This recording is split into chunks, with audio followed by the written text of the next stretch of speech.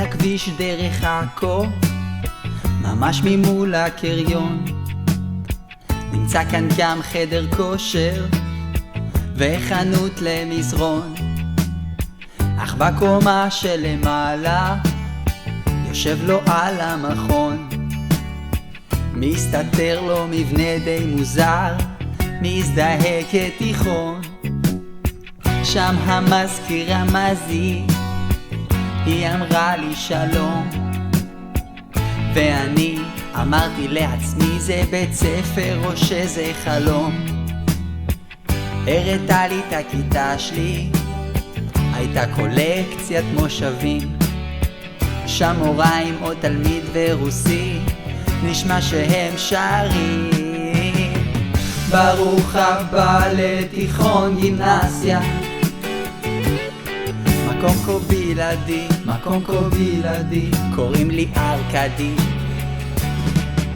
יש חדר אוכל עם טוסט בלי גבינה צהובה,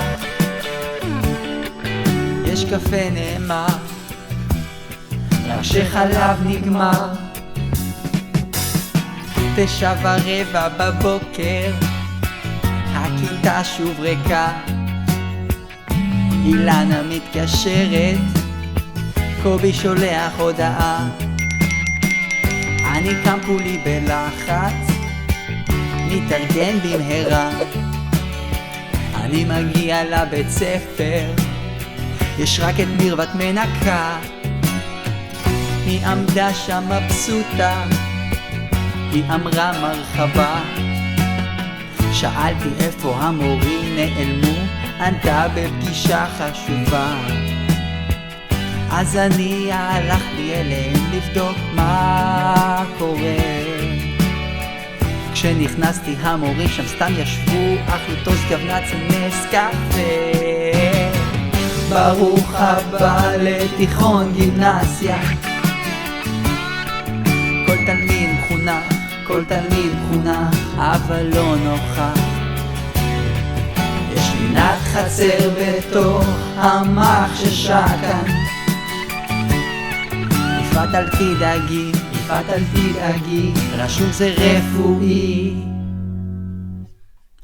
יש בגרות במתמטיקה, לא למדתי בכלל, לא יודע מה זה נקודת קיצון, מה שכן עושה מינימום יחל.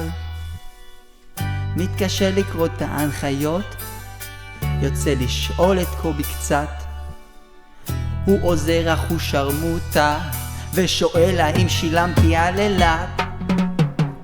זיכרון אחרון שלי, כולם יושבים במקלט, יש טילים מחיזבאללה מאיראן, שום דבר לא ימנע את אילת.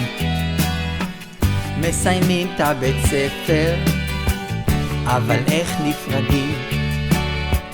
מנסה למצוא כמה דברי פרידה עד שאמצא אהיה על מדים.